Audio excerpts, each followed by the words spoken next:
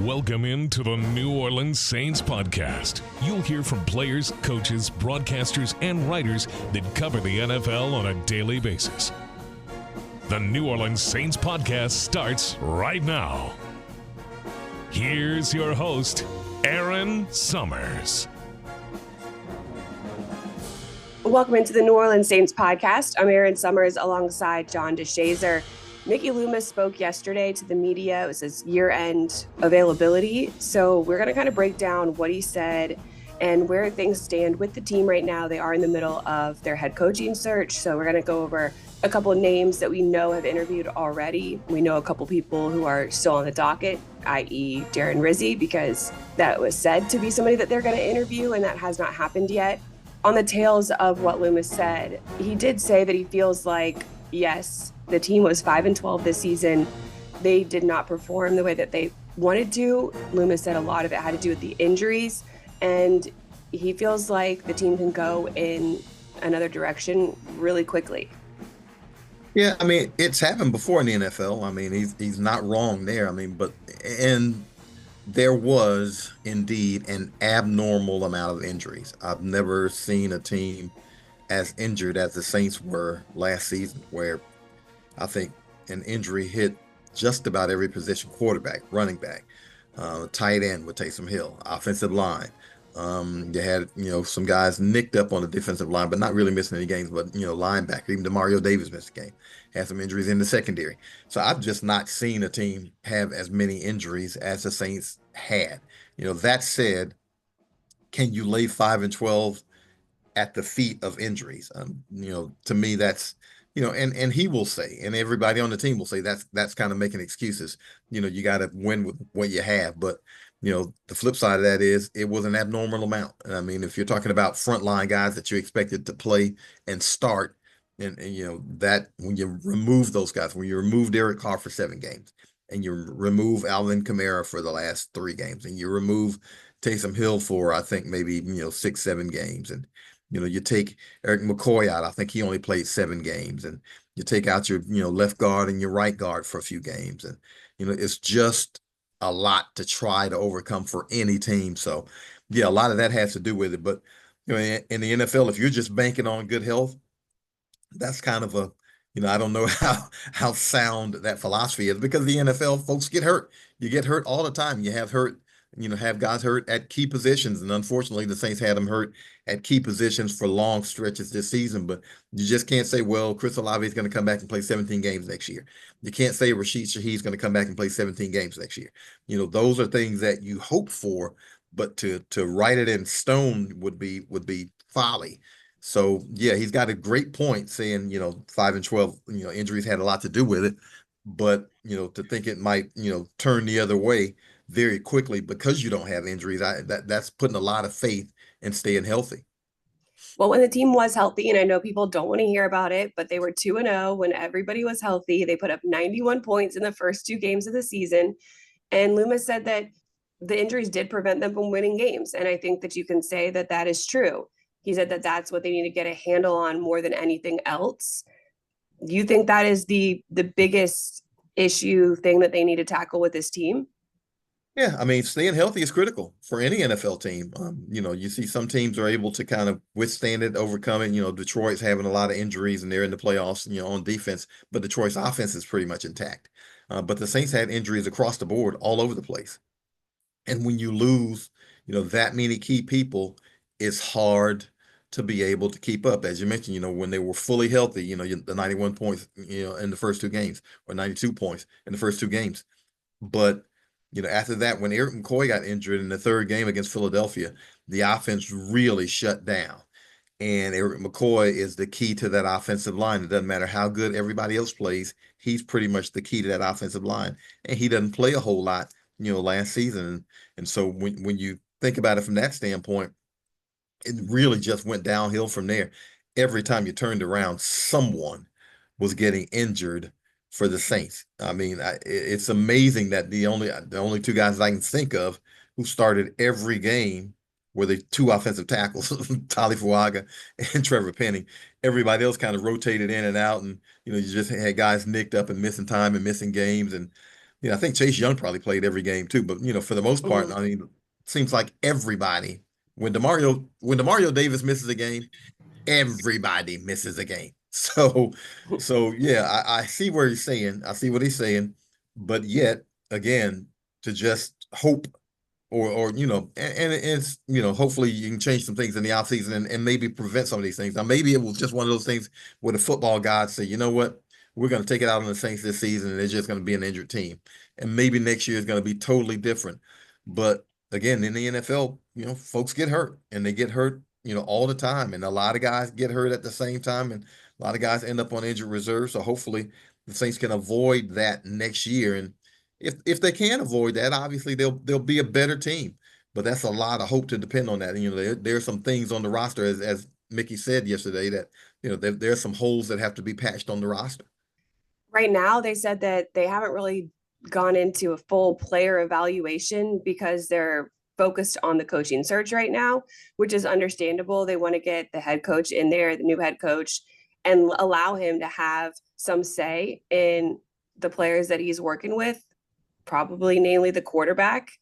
And that's definitely something that's been a hot topic since the season's been over. But with the coaching search, you're going to have a few more people involved this time around than the last time when they hired Dennis Allen, because you still have Mickey Loomis, Michael Parrington, Kai Harley, Jeff Ireland, but Dave Ziegler and Randy Mueller are going to be additional advisors for the coaching search. And Loomis said that they learned some things from the last one. Didn't go into details about what that was, but he did say there's some things that they're really going to hone in on a little bit differently this time around. I know culture is going to be a big issue that they hammer in because that was something that came up a lot this past season. What else do you think that they really need to focus in on with the coaching search? Well, I mean, I think that culture is such I don't know if it's a cliche word or if it's just kind of the word du jour right now. But you got to have a guy who can command the room, and he's got to be able to command the room in totality, all the time. And NFL players, 17 games doesn't seem like a lot, but it's a grind when you're talking about the physical nature of the game and the way these guys have to get their bodies ready, each and every week. And when you have those, inevitable, 3 games and 11-day stretches where every team in the NFL has one. And when you get into one of those, that's the real dog days because, now you're trying to just maintain and keep guys healthy and get through. So you need a coach who can, who's able to motivate, who's able to command the room, and really, really delegate. Because in the NFL, I think unless you have a specific guy who's a head coach and a play caller, it's difficult to do. You've got to maintain the entire building. You've got to hopefully legislate everything, and all the small things, all the small details come down to your desk. Travel and what we're wearing, and what they're eating, and just all kinds of things that you never thought about if you're a position coach lands on the head coach's desk. And so it's difficult to do all of that and be a play caller for a specific unit and be in control over the entire team. Because if you're just an offensive play caller or just a defensive play caller, well, you're probably not spending as much time looking over the offense or the defense as you need to. And so it's a delicate balance, and really that's where your offensive and defensive coordinators really come into play. So it'll be interesting to see who the new head coach names as his coordinators, because that's going to be a lot of responsibility for those coordinators, because again the head coach has to do all the overall thing, the whole monitoring the entirety of the program, and so that's going to be interesting to see. I really don't know which way, you lean in the NFL nowadays, because it's kind of for a while it seemed like, defensive coordinators were getting the jobs, and then it seemed like offensive coordinators were getting the jobs. We've seen special teams coaches step in and be outstanding in that. We're talking about John Harbaugh in Baltimore has done a great job of that. And a lot of things can be said for special teams coach, because they're the guys who see the most guys on a team Mhm. during a season. So they understand how to command the room. But again, you've got guys who, when you're in the interview process, and guys who have been defensive coordinators and offensive coordinators, they have philosophies that they want to implement when they become head coaches. And obviously, they've thought about it for a while. and they've been pretty good at what they do. Otherwise, they wouldn't be candidates. So, you hope that they can implement them pretty quickly, because the Saints, are a team that, 5-12, they're in a division that's not outstanding. You Mm. don't have two 13-game winners in the division. So you can make a quick turn. You can get to, hopefully 9-10 wins, and that be enough to either win the division or maybe get into the playoffs. I know that's asking a lot, say double the win total, but if you're healthy, if you're the Saints, you're talking about, five or 4 or 5 one-score games that maybe go your way if you are healthy and you're a Yeah. little bit better. Yeah. You hit on a couple of things there. Rizzi, special team coordinator, obviously prior to being elevated to the interim head coach. Loomis said that he did a really good job under tough circumstances. Obviously, the injuries being a lot of those tough circumstances, and then taking a team over in the middle of the season. He also said, though, that the new coach that comes in will be able to make staff changes. Right now, everybody has their job, but it's kind of a placeholder until the new coach comes in and decides to retain you or bring in somebody else. Got to be a weird position to be in if you're on a coaching staff right now. So Loomis said that they are allowing people to interview other places. They're understanding that they may not have a job when the new head coach comes in.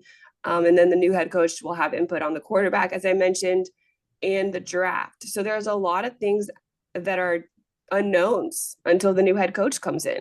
Yeah, and if you're a coach who's on the staff, I mean, on one hand, it stinks because you're in limbo, but on the other hand, it's the life of an NFL coach, the life of a coach, period. You're going to be in limbo from time to time, and unfortunately, I understand these guys have families and those kinds of things, but this is the business they've chosen, and so this goes along with it. Sometimes you're just kind of hanging until things solidify, and if you're doing a coaching search, are you or is the new coach going to be impressed enough with your work to retain you? And even if he is impressed enough with your work, does he have another guy that he has in mind anyway?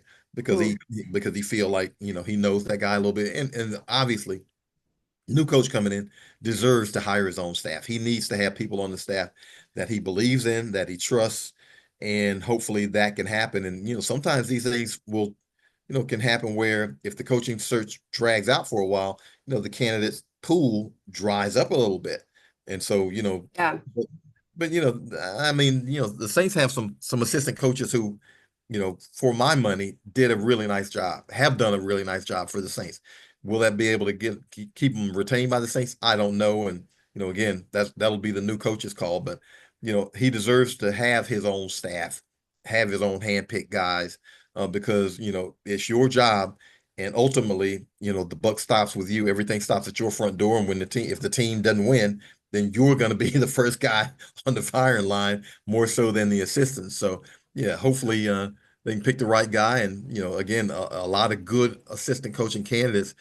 But, as you mentioned, the Saints have allowed some of those guys to interview some other places because there is limbo. You don't know, and you don't want to hold guys up, and, you don't want the music to stop and the guy not have a seat when he would have been able to go to another place and get another job.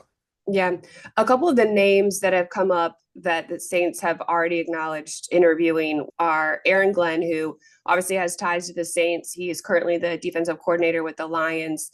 Mike Kafka, he's with the New York Giants as the offensive coordinator and assistant head coach right now. He was a quarterback coach and a passing game coordinator with Kansas City from 2017 to 2021. So, I mean, they had a really good stretch over that time, and he was a big part of that. Anthony Weaver, he is currently the DC at Miami, but he spent time with the Ravens, the Texans as a defensive coordinator there as well. So those are 3 names that we know have been interviewed virtually already.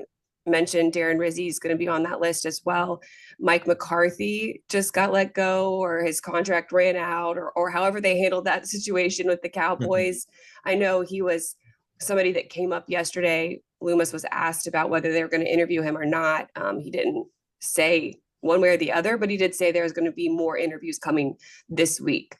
Yeah, you cast as wide a net as you can if you're the Saints. I mean, obviously, there's some guys who you probably have as favorites and who are on the wish list, but you cast a wide net because you never know. You interview guys and you never know who's going to come in and knock your socks off and really turn out to be the guy that you feel like can run an organization. I don't know if anybody in New Orleans in 2006 thought that Sean Payton was the guy when you went into it. And it turns out to be that Sean Payton was perfect for the franchise. So you just don't know until you talk to guys and see what their vision is and how they plan to implement that vision and how they feel like they can either change the culture or pick it up where it needs to be, or plug in the holes, and all kinds of things that you find out during the interview process. And so, you cast a wide net. So that's why you talk to Mike Kafka. That's why you talk to Anthony Weaver. And Aaron Glenn obviously is one of the hot names out there. You mentioned Mike McCarthy, who, once he's not, he's no longer, the head coach in Dallas. So he's free. He's a free agent. He's a guy who can be spoken to. So you just want to talk to guys and see what their thoughts are, on the organization, and again, how they feel like they can be the best fit and get the most out of the players on the roster, and hopefully get the franchise back in the right direction.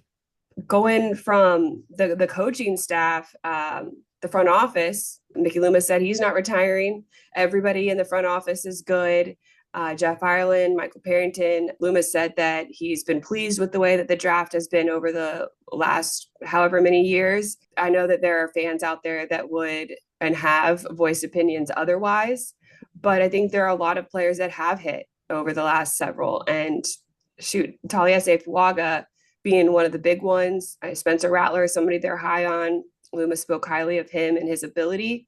Kind of got thrown into the fire earlier than you probably wanted him to this year. But there are definitely players that you can hang your hat on over the past several seasons.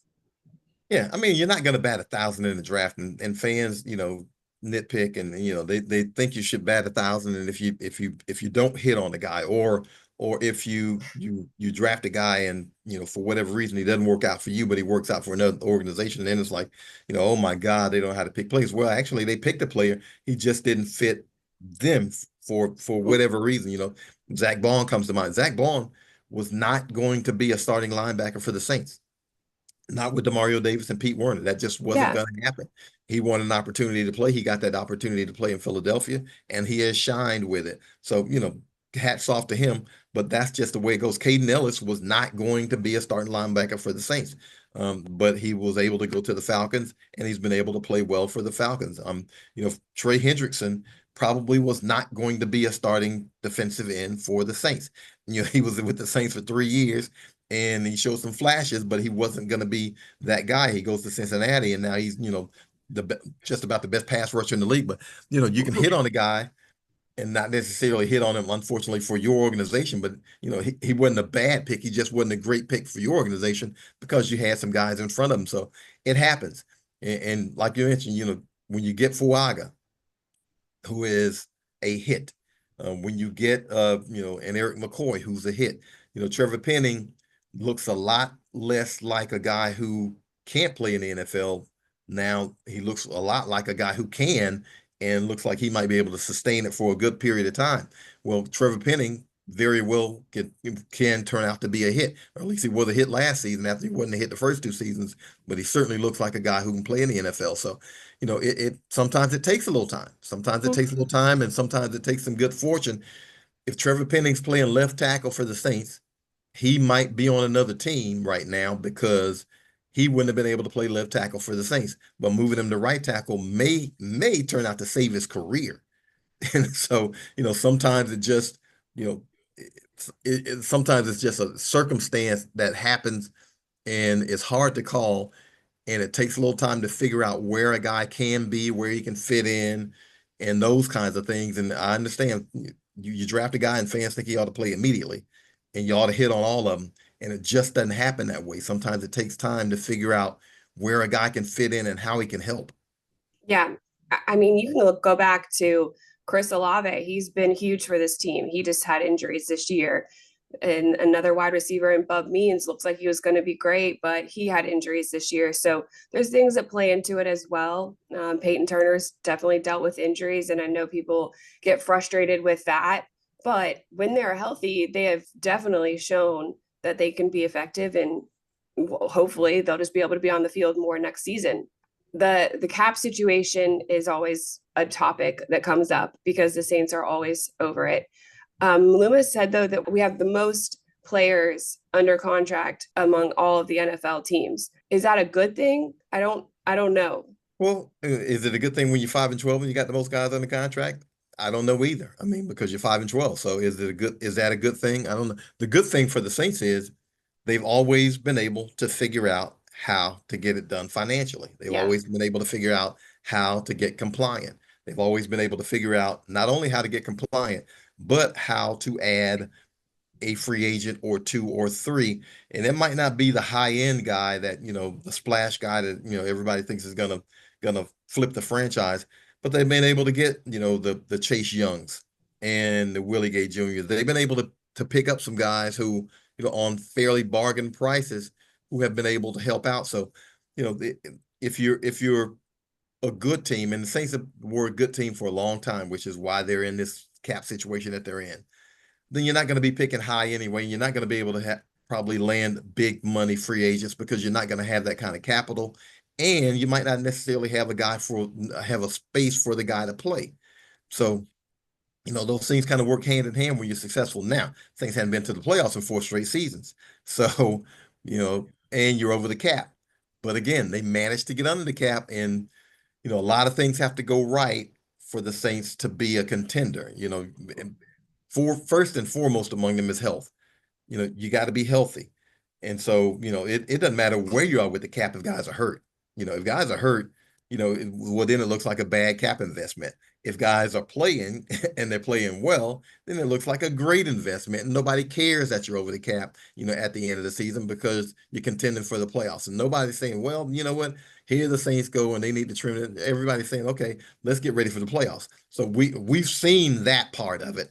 And now we're seeing the other side of it where, you're not successful and you got a lot of money allocated. And how do you get compliant? How do you get under the cap? And in addition, how do you add to the roster to make it better? But it's a good thing that, Loomis did say, hey, I don't know if he didn't say cautiously optimistic. He comfortably uncomfortable. Comfortably uncomfortable, that which is a great word. I'm comfortably uncomfortable. So, that tells you that they have ideas. They know how they're going to get under the cap. They know the players that they're going to approach. They've done this more times than, most of us have fingers and toes. So they understand how to do this and how to work it. And he said, look, the teams that aren't doing it this way will be doing it this way pretty soon because it happens to everybody. Because especially successful teams, it happens to them. So, if he's comfortably uncomfortable, then I'm going to be comfortably uncomfortable with him because I've seen him do it before. Yeah. He said he feels like they've made progress from where they were at the last couple of years. So they've proven it year in and year out. They can figure it out. So by all means, this is something that will be good for the fans. Not so good for Graf because he did obviously reach out about this. Training camp will likely be in Metairie, and that means that the fans will be able to see the team practice. He did say likely. New head coach does have a little bit of a say in it, but for the fans, I know that was a sticking point last season, not being able to be around the team and come to the practices like they have in the past. Look, nobody asked me for my 2 cents, but I'm going to give it anyway. I like training camp at home. I like training camp in Metairie.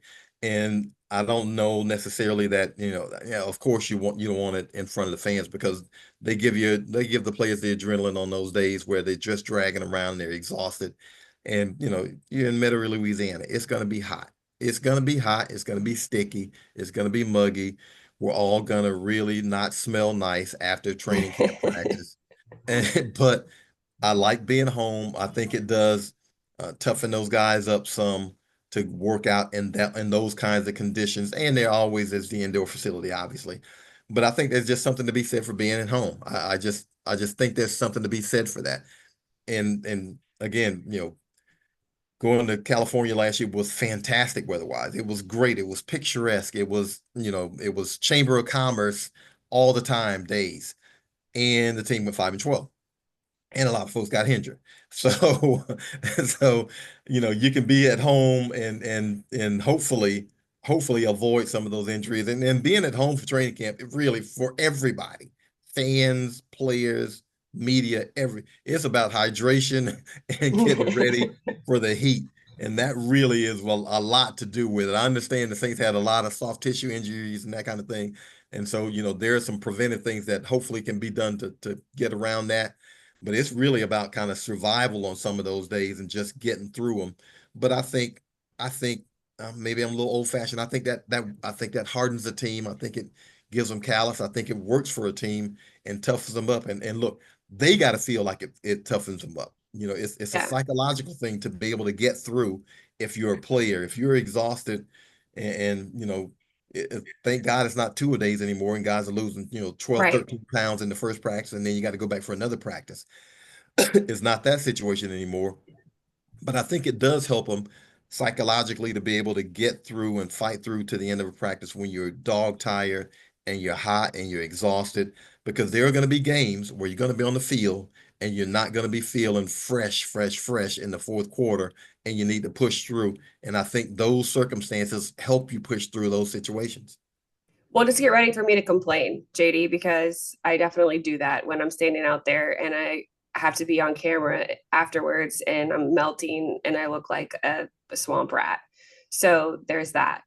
Well, I mean, I get it. Hey, I usually don't complain about the weather, even when it's hot, because I sweat regardless. So I got to wear the long sleeves and all that kind of stuff. So folks, when you see me, I'm not an idiot. I wear long sleeves because I sweat tremendously, and I just don't want sweat dripping off me like on the ground where you can visibly see it.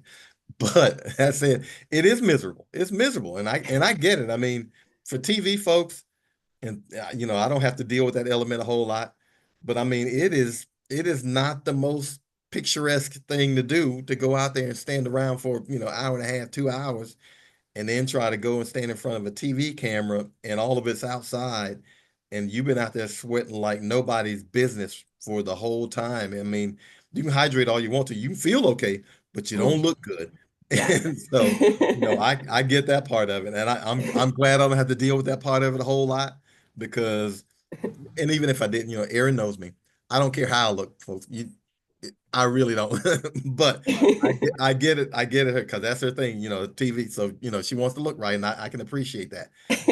I myself, I don't care how I look, and I don't care how anybody else looks. I just want to get through it and be done with it. Yeah, it's going to be bucket hat season for JD for sure. Absolutely. Well, Cam Jordan and JT Gray had some awards last week.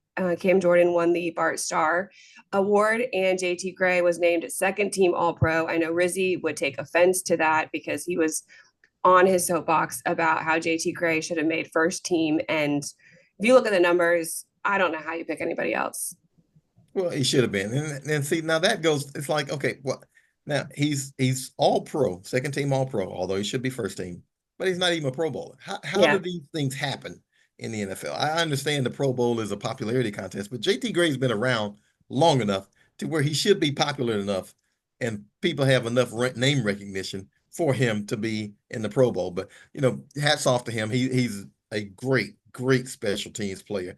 He's going to be, there's no doubt he's going to be in the Saints Hall of Fame at the end of his career, because he has been probably the best special teams player in franchise history, I would imagine.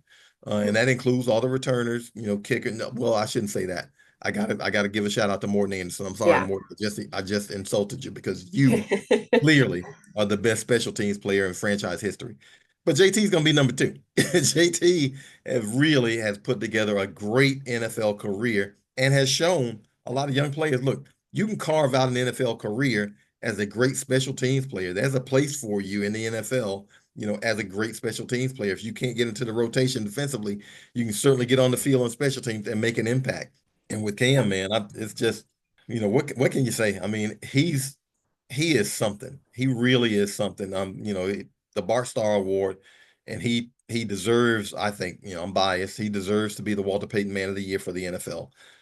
If not for a year of service, he's had 14 years of service, and he has been committed to it. He's been dogged about it. He's been faithful to it. He's been, I know, the people who work with him on his community projects are like, there are Tuesdays when you don't feel like he's going to show up, and Cam's calling like, okay, where are we going? We're going here, so and so and so. This is what we're doing. He has just been relentless about it. And on top of that, you talk about the funding he's provided, in times of tragedy, and the sneaker giveaways he's had, and the shopping sprees, and all those things. All those things add up to a guy who is he is New Orleans. I know he's born in Arizona, and I know he's his dad played in Minnesota, and so he knows a lot about Minnesota. But he's a New Orleans guy, and Yeah. he's a New Orleans guy through and through. And the community loves him, as well they should, because he has done as much as any player that I can think of has ever done for New Orleans. He's done a lot. And the Bart Starr Award is actually voted on by players for outstanding character and leadership on and off the field and in the community. That says a lot. Demario Davis was a previous winner. Drew Brees, previous winner, ties with the Saints. And the caliber of both of those players and what they've done in the communities as well. So great honor for Cam Jordan. And we do hope that it's just one step closer to him getting that Walter Payton Man of the Year award too, because that'd be cool for him to do it here in New Orleans, the city that he has really helped since day one, and where the Super Bowl will be coming up shortly. But JD, I think that wraps it up. I don't know. Is there anything else that stood out to you? No, not really. I mean, I don't want to say, I don't think Mickey was defiant. I just think he was, pretty resolute, which was good to see. He's resolute and saying, look, we've done this before. And I get what fans are saying. They're saying, fans are saying, you've had 4 straight losing seasons. You had 4 straight non-playoff seasons. Right. And so, there should be a change. There ought to be a change. But he's saying, look, we've done this before. We've done it right. And you look at the track record from 2006 to 21, put that together against 2022 to 24. Well, that's a pretty big chunk compared to a small chunk. And so, you say, well, okay, he has done it right before. Now this last time, I don't think anyone would argue that it's been right, because obviously the record says it hadn't been right. You are what your record says you are. Mm-hmm. But to have done it right that time, Mickey Loomis in the history of this franchise is the most successful general manager. He's won 208 games. He's the only playoff wins in franchise history have happened under Mickey Loomis. The only Super Bowl win that has happened in franchise history happened under Mickey Loomis. He picked those people. So I get what folks are saying, but I also get what he's saying.